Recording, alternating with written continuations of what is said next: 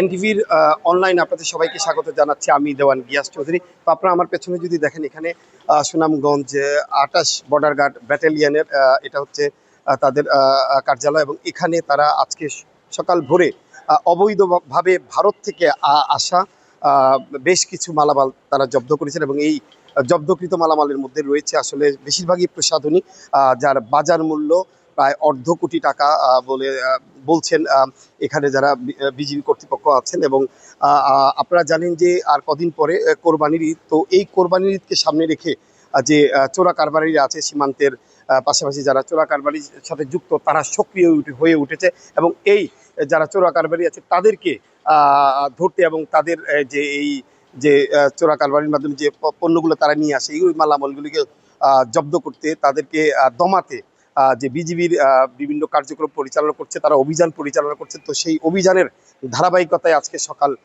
আজকে ভোরের দিকে তারা এই মালামালগুলি জব্দ করেছেন। আমরা তাদের কার্যক্রম চলমান আছে। তো আমি একটু কথা বলতে চাই সুনামগঞ্জের ২৮ বর্ডার গার্ড ব্যাটালিয়নের অধিনায়ক লেফটেন্যান্ট কর্নেল AKM জাকারিয়া কবির, ওনার সাথে।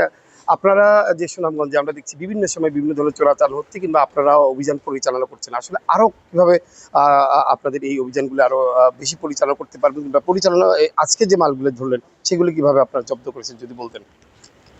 যেটা আমি আগেও বলেছি অন্যান্য মিডিয়াতে, সেটা হচ্ছে যে আমরা সীমান্তে আমাদের যে দায়িত্বপূর্ণ এলাকা আছে সীমান্তবর্তী পিলার থেকে ১৫০ গজ, সেখানে আমরা টহল তৎপরতা অলরেডি বৃদ্ধি করেছি, এবং এটা যে আবেদনিক কার্যক্রম আমরা বৃদ্ধি করেছি।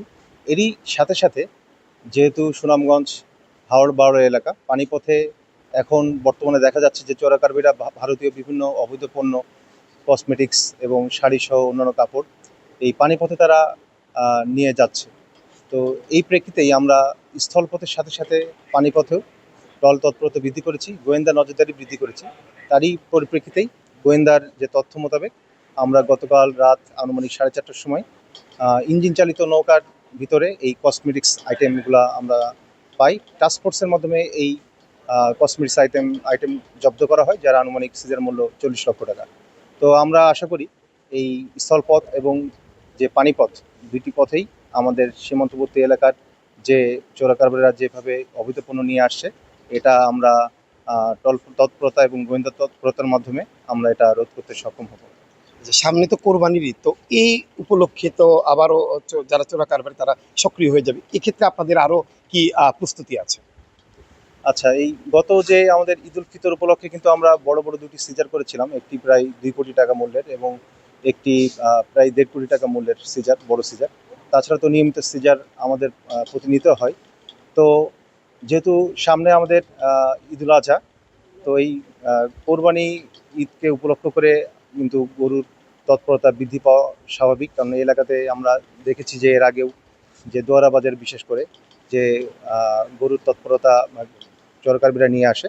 তো সেক্ষেত্রে আমরা এটার জন্য যে গোয়েন্দা তৎপরতা বৃদ্ধি করেছি, এবং ইতিমধ্যেই এই ঈদকে সামনে রেখে আমরা যে দোয়ারা বাজার সীমান্তে আমাদের যে টহল তৎপরতা এবং এই যে আমাদের আবেদনিক কার্যক্রম বৃদ্ধি করার জন্য আমরা লোক জনবল অলরেডি দোয়ারা বাজার সীমান্তে বৃদ্ধি করেছি। তো আমরা আশাবাদী এই ক্যাটেল স্মাগলার যারা আছে তাদেরকে আমরা প্রতিহত করতে পারব। ধন্যবাদ আপনাকে। তো আপনারা শুনছিলেন, উনি বিজিবির পক্ষ থেকে জানানো হচ্ছিল যে সুনামগঞ্জে আরও তারা যে অভিযানগুলি আছেন সেই অভিযানগুলি তারা কীভাবে পরিচালনা করবেন, এবং সামনে কোরবানির ঈদ আপনারা জানেন। তো এই সময়টাতে আরও বেশি সীমান্ত এলাকায় চোরা কারবারিরা তাদের চোরাচালান কার্যক্রম বৃদ্ধি করেন, এবং সুনামগঞ্জে বিজিবির তাদের যে উদ্যোগ আছে, তাদের যে প্রস্তুতি আছে সেটি জানাচ্ছিলেন এই ব্যাটালিয়নের অধিনায়ক। তো এই ছিল আমার কাছে আমাদের এই আজকে সুনামগঞ্জের বিজিবির ক্যাম্পের থেকে তাদের জব্দকৃত মালামালের খবর।